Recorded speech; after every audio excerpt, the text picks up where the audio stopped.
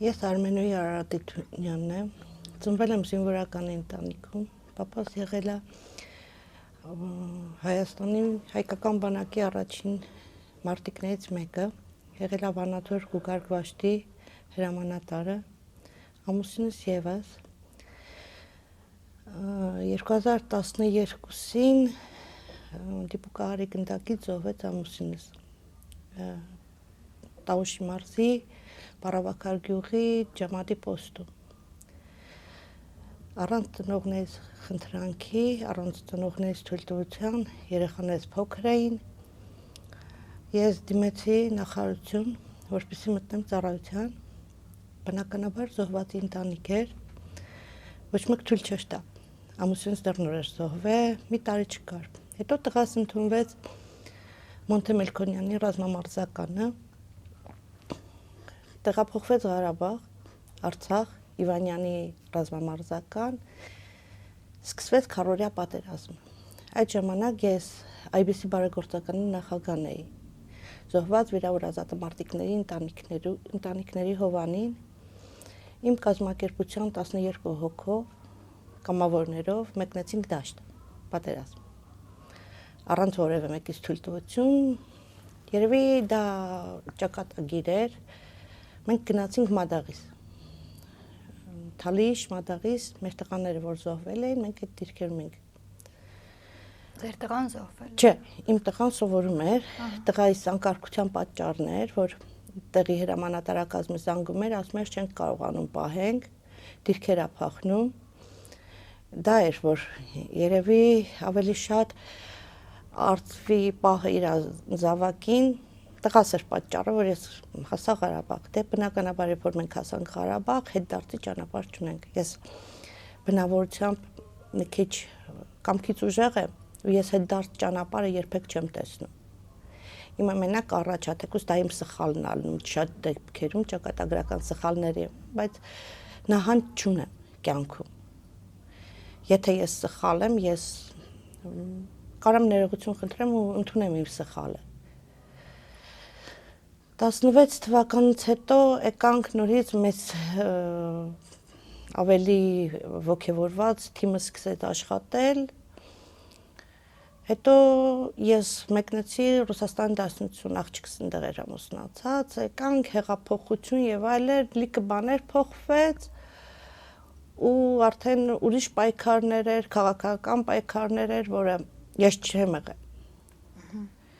Իմ համար քաղաքական պայքար եղել է Հայաստան Հանրապետություն զինվոր սահման, որի համար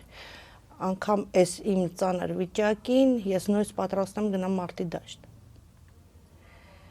20 թվականի պատերազմը երբ որ սկսեց, հենց հոկտեմբերի 27-ին ես գնացի նախարարություն։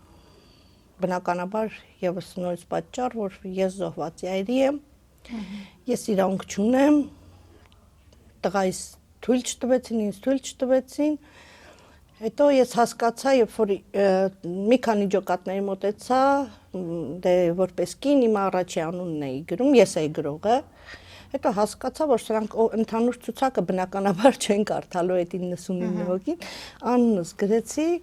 մեջտերի շարքերում։ Ղարաբաղի վետերանների հետ ամսի 27-ին արդեն 28-ի առավոտյան արդեն Մաղաուզ գյուղում էինք։ Ղարաբաղի Մաղաուզ գյուղում էինք։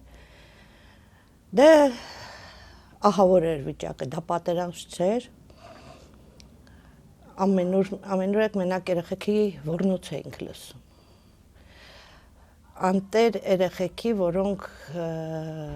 ոչ կազմակերպված հրամանատարների, դասալիքների, ստախոսների, խուճապ մատնողների պատճառով հայտնվել էին ավելի մեծ խուճապի մեջ, որովհետև զինվորներ ունենք, որ ընդամենը 10 օր էին գնացել, անգամ տեղանքը չգիտեին։ Ինչ պատճառներով մենք արդեն ամսի 3-ին նահանջ տվեցին, չեմ ուզում նորից կրկին անգամ ասեմ, չեմ ուզում ոչինչ վերհիշելը շատ դժվար է իմ համար։ Բայց Ղարաբաղի վետերանները 100 հզոր տղամարդով թողեցին հետեկան։ ճիշտ է իրանք եկան, մի 10 օր հետո գնացին ուրիշ դիրքեր, բայց Ղարաբաղից հետ եկան։ Ես եւ բժիշկ Ռոբերտ Նազարյանը հետ չեկանք։ Ես մնացի մեզ արդեն տարհանել էին, ներքին հորաթաղում էինք։ Բնականաբար այնտեղ խոսակցություններ, դե նորից եմ կրկնում պապաս, բավականին երկար տարիներ բացի ռուսական բանակից, որ ինքը տեղափոխվել է հայդուկական, հետո հատուկ գունդ, հետո Հայաստանի առաջին զինվորը պապասա ստացել, շատ կոպիտահնչումից ստացել, 16 զինվոր, վայքի զինվորներն են եղել, որոնք ոչ հագուստ ունեին, ոչ կոշիկ ունեին, այդ ծանր պայմաններում մենք բանակ ենք ստեղծել։ Ու պապայիս ընկերները գալիս էին, ասում են, ինչ ես անում ստեղ, հետ գնա, Օնիկ Գասպարյան, Սերյան Օհանյան, Նարիմանով, գեներալները, որ ինձ տեսնում էին հորաթաղում, ներքին հորաթաղում, խուճապ էր, ասում էր, դու ինչ ես անում դա, արի մեր հետ գնա, ես բնականաբար չգնացի։ Հետո Կորնիձոր Վաշտի հրամանատար Արա Խուդավերդյանը, նորից պապայիս մարտական 90-ականների մարտական ընկերներ, իրան ասել են, որ Ղարաբաղի վետերանները հետ են գնացել, Արմինեն ու Նազարյան Ռոբերտը մնացել են։ Հրամանատարը դիրքերից եկավ ներքին հորաթաղից, մեզ տարավ Ալաշան, Մադաղիսի, Զորամասի բազաներ այդտեղ, որտեղ հրամկազմներ, բուժկետերն էին։ Ու տենց այդ օրվանից դարձա Կորնիձոր Վաշտի Արմինեն։ Շատ դժվար էր։ Դրանից հետո ֆոսֆորային վառվեցինք ֆոսֆորում Կարմիր շուկայում։ Դա որ թվականին։ 20 թվականին։ Ես 38 օր եղել եմ Մադաղիսի, Զորամասի ներքո, մենք ամրագրված էինք մեր Օմոն Կորնիձոր 106 շարասյուններ, որը պատկանում էր 6-րդ ԲՇ-ին, այսինքն 6-րդ պաշտպանականին էինք պատկանում։ Ինչպես վիրավորվեցիք ֆոսֆորից այդ մանրամասները։ Ճիշտ ասած, մենք ոչ մեկից չենք հասկացել, որ դա ինչ է։ Հա։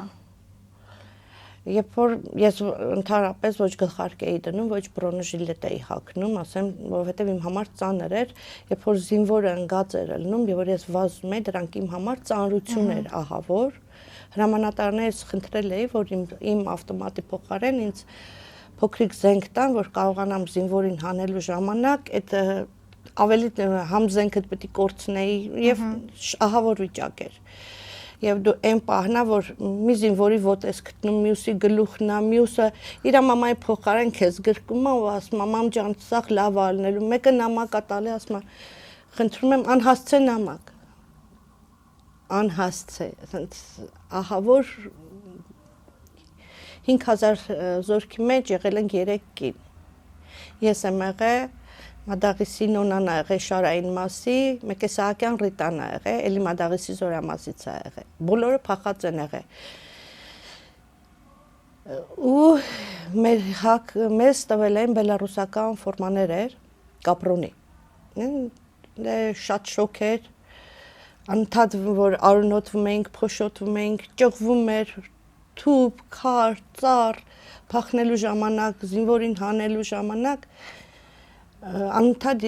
համազգեստը փոխում էինք ու շնորհակալություն, խորին շնորհակալությունս Էրիկ Ավանեսյանին, ինքը ընդեղի նաշվեշն էր այդ թիկունքային մեզ համազգեստ բերողներ իշնում էի Ալաշանի բազա, զանգում էի ասում Էրիկ շոր չունեմ, մեկի տեսնում էի ժամանակին հասցրել են ամեն ինչ Իսկ երբ հասկացաք, որ դա ֆոսֆոր է։ Ֆոսֆորը մենք արդեն մեր հրամանատարը նորից եմ ասում ստրատեգ Արա Խուդավերդյանն էր։ Գիշերը երբ որ նայում ես վերև, աստղեր են, չէ՞, փայլում ու այդ լինում է, չէ՞, որ նայում ես աստղերը թափվում են։ Տպավորությունը ու այդ պահը շատ կարճ ատև է այդ որ ինքը իջել է։ Միգուցե իրանք հասկացել են, ես չեմ հասկացել։ Ինքը սենց նստել էր ֆորմայիս վրա, տեսեք։ Ես այդ օրը հրամանատարը ջղայնացավ, ես համ բրոնիկ էի հագել, համ գլխարկ էի դրել, որտեղ բրոնիկը չէր ծածկել, սենց վառվել էր թևերս։ Բայց ես նաև գիտեմ, որ դա շատ վտանգավոր է։ Ահավոր վտանգավոր է, որովհետև շնչառական հիմա մեր հրամանատարը Արա Խուդավերդյանը Արյան Լեկոզով ֆոսֆորի պատճառով հիվանդանոցում։ Իսկ դուք ստուգվել եք։ Ես պատերազմի ժամանակ ինֆարկտ էի ստացել, բայց դե բնականաբար մի քանի հատ ծանր վիրավորումներ,